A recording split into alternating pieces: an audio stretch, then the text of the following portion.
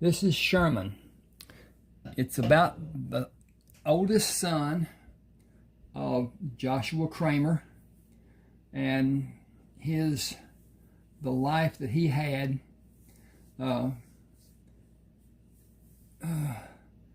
His mother had died, and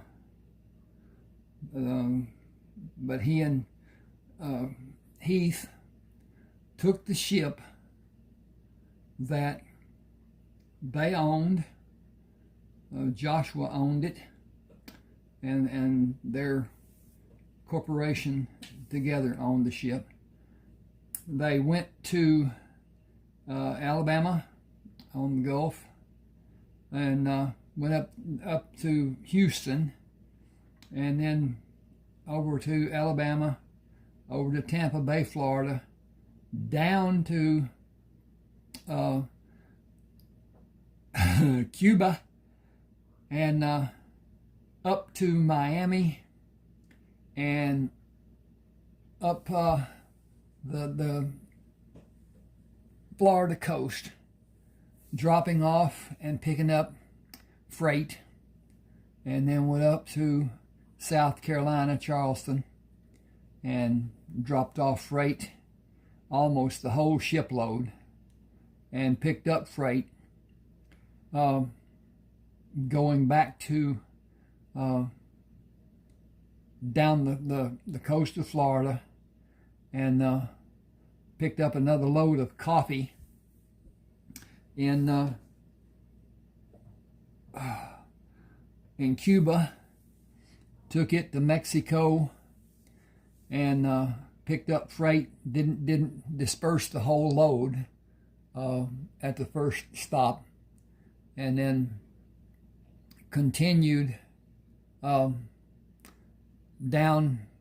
went around the Yucatan Peninsula, and went into a port on the south side of the Yucatan Peninsula, and then down to a port where a man asked that they come to join him for a conversation, visit, and in his home, discuss business, because the chemicals that they had been hauling were from his company, and his basic need was a business manager. And he talked to Sherman about it, and he talked to Heath about it, and they both decided that they had a man on the ship that was educated, would do well in that capacity. He would be treated well, that was known. He would be well paid, that was known. And when they spent the night, and the next day had new clothes, went back to the ship and told him what the circumstances were, and he agreed that that would work, because they were going to go up and down, up and down, up and down the coast of South America, and that would become tedious. And naturally they would go to La Trinidad and do some work there. They would go on the north side of South America and do some business there, and then go back down south. To the Buenos Aires and Mount Video were usually the last place that they stopped before they turned around to come back north. And they did that for several weeks until the men just grew tired of it. And they asked that they be given permission to go off and find another ship, get some variety in their work, whatever. Sherman reminded them that if they went to another ship, they could find it much worse conditions, both physical conditions and mental conditions, and even being enslaved as far as that goes, badly treated. So they agreed that they would make one more trip south and one more trip north, and they would be finished. If nothing else, they would, in fact, leave the ship and find another ship to go there. Well, the Brazil is not, what can you say, hospitable towards some people, especially if they don't speak the language, and Portuguese is the language of Brazil. It still is today. So anyway, with that being done, they did that, and they came back to the port that they had dropped the man off. Can't even remember his name right now, and went back to visit the man, and told him that they had fulfilled the contracts, and they would begin on their way, because they had to have a delivery date in Hawaii. And then they were supposed to come back from Hawaii to Central America and offload fruit, coconuts and whatever, not perishable, not bananas, pineapple, and then go up to San Diego and another port there in California before they went to San Francisco, and then crossed the bay to their home port. They got the man. They did the work going south. They went through the Strait of Magellan. They went up the coast of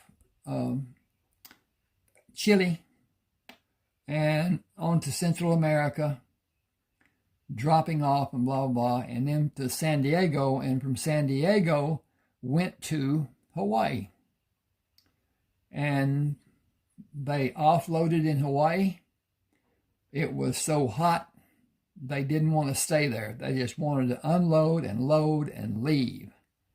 3 days out, they ran into a hurricane. And even in a ship that's self-propelled, not wind-propelled like that ship was, it's tough. And how he managed was to actually take a non-fluked, in other words, no barbs, just an anchor. And it had flukes on it, but they weren't the type that would grab and possibly break the chain. And it was a small chain. It was not like, if you've seen an anchor link, anchor chain on a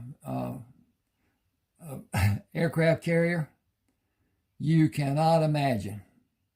One of those links is almost as big as a bus. Way, way bigger than the car. And the funny story is, some drunk sailor off the Kitty Hawk had sold the anchor to some natives, indigenous people or whatever. I don't even know what port they were in. And them little dudes was in a dinghy out there with a hacksaw trying to cut the chain. They barely even scraped anything. But anyway, they Kitty Hawk people took a water hose and drenched them with actually fresh water. Didn't want to hit them with salt water. And moved them off because they did not have the right to take the chain. I can't even imagine. One of those links would have sunk that dinghy had it just fallen into it. The anchor, it's unimaginable. it's unimaginable that people could be that eager. But anyway, they make it through the hurricane and go into the eye, and they have a time, a small respite, and then they hit the outer winds of the following wall, and it drags them for miles, and they finally get through that. And naturally their sails were down. They were just at the mercy of that hurricane. And there aren't as often, there aren't hurricanes in the Pacific, not like they are in the Atlantic. And in the Atlantic, we'll have, I don't know, 10, 12, 14 hurricanes that come from Africa, and some build, some don't. This one that we just gone through, Category 5, I don't think we're through with it yet, but at any rate, that's a strong hurricane. At any rate, they get through. 3 days later, Sherman is asleep down in his cabin. Heath has the watch, and the captain of the ship comes out on the deck, and there's a ship that's got a distress signal, and their orders are from Sherman to get away. Don't go there. And he ordered them to go and help the people. And in fact, they got into pirates, and the captain was killed. Several of the crewmen were killed. Jack, the purser of the ship, was knocked unconscious, and Sherman had one of the crew boats filled with water, pemmican, guns, and then he had a huge, he and Sherman had a huge box that would float, that had valuables in it, had things that they didn't want to lose and whatever. And at any rate, Sherman negotiated for several of the men to go with him on that lifeboat. The pirates are aware that if they hurt without cause an American, the Navy and the military is going to come after them hot and heavy. I got to check on my time here. And at any rate, he sets them free with that dinghy, and they can't get the box open. It's got metal strips, and it's got secure, whatever you call it, on it. So it's not just nailed together. So they didn't have time to go ahead and take the thing off. It had a lot of guns in it, modern guns, not the single shots.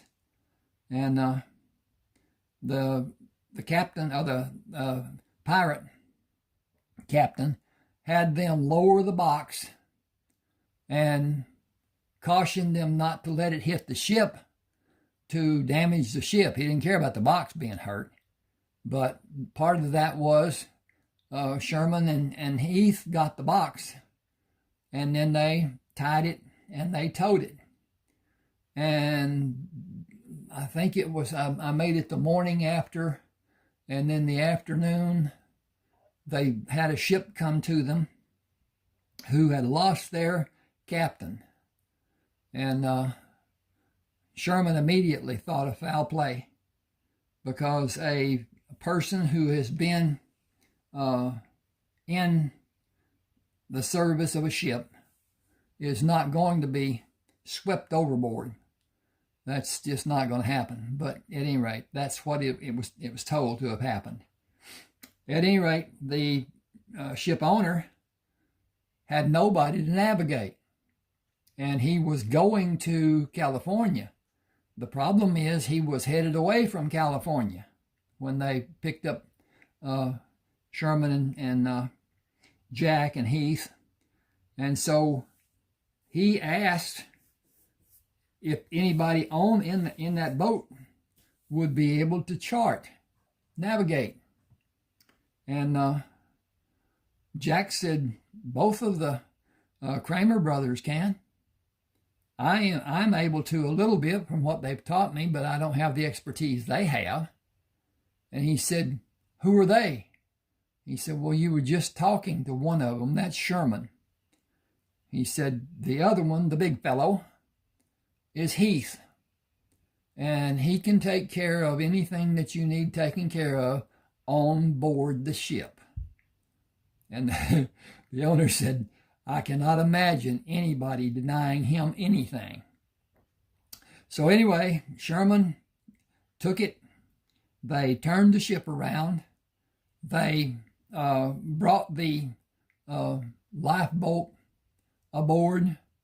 They brought the box aboard and set it on the main deck and secured it. They went to San Francisco, and then they crossed the bay and set up business.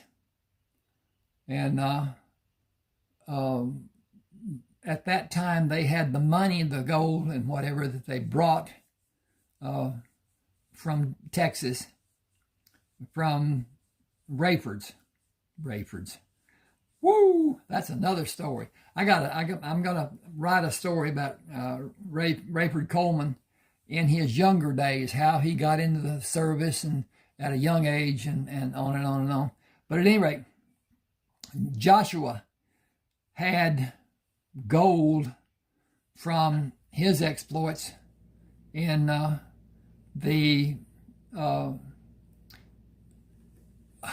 battles that he went through in stopping traffic, stopping carriers from taking supplies to Napoleon in France.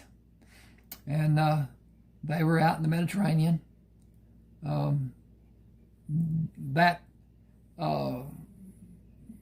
They would actually get prize, get the gold, get the treasures, get the whatever, and take it to a large island that was close to Gibraltar and the strait there. And they wound up with a number of boats, ships that were fully loaded with treasure, gold and jewels and all kinds of money. But anyway, we'll go back. Sherman met a guy who was a, what would you call it, all-around jack of all trades, knew how to do things, knew how to get things done and whatever. Jack was building a bank, and some Mexicans, now this is the time that California was still under Mexico, and it was not as stringent as it had been, but they were still governed by Mexico. At any rate, a group of Mexicans that weren't together, they were just friends, had been out on the American River, not knowing what river they were on, and found gold. And they broke off chunks, knocked the quartz off of it, and brought it in sacks to the bank. And Jack did not speak Spanish. He did the best he could. He took those 12 sacks, put them on a table, wrote the name of the person who owned them on each sack, and covered the sack with a canvas, covered the sacks with a canvas. Well, when Sherman came, he told him what he had. And Sherman looked at it, and he said, well, you have to test it, but this is gold. I'd bet my life on it. And Jack said, well, I've got another deal for you. A girl brought a land grant deed from Mexico, and she wanted money, and I gave her $20, and you can take it and pay me the $20, or you can let me have it and I'll pay the $20 to the bank. Already paid her from the bank, and they had the Mexicans take them to where they found the gold, and it was on the riverbank. There were more than one place that they found the gold. Each of them, to some degree, had located what would be on the west bank of the American River. Now, up that river is where the original, what they call the original gold find happened. But anyway, this is fiction. Remember this is fiction. It's how it might have happened. And you can go with it. I enjoyed the heck out of writing Sherman. Now, at any rate, I'm not going to go into all of it. They started a business of drayage, taking freight from their home port that they had ships come in, and took it up to Sacramento. And they bought a building and were using it for warehousing, and got into gold mining. And it was just a matter of take a pick and pop out the gold, and dig the dirt back and pop out the gold. And they actually found aluminum, which is a gold-silver mix. And they didn't want it in with the gold because that would lessen the assay value of the gold. So they kept it separated, and a man wanted to make jewelry from it and actually paid them more than what he would have paid for the gold. And he was very happy with it. But anyway, it left America. Most of the gold that was mined originally, and it didn't last long. They cleaned it up pretty quick. And it was mostly taken out of state. It was mostly somebody put it in a bag, put it in their pocket, put it wherever, got on a ship and went home. And they don't know how many millions actually left. There's no way to calculate it, but they estimate. At any rate, they continue with this and do some farming there. That was the Mexicans' main desire. They wanted to be able to raise corn and grains and stuff, gardens, vegetables and stuff that they could can and keep them through the wintertime, and have a house, because none of them had ever had a house that didn't leak. And so they got their wish in that regard. And this goes on until Sherman, Heath, and Jack leave and go back to Texas. But anyway, that's the crux of this story. And I appreciate you being with me this long. I hope you enjoyed it. This book is available on Smashwords. That's where I would enjoy you buying it if you bought it. Please subscribe. Hit that like button. Hit the share if you will. And help me help the channel grow. It's growing. It's taken some time, but it's growing. And I appreciate it. Have a good one, everybody. Be safe.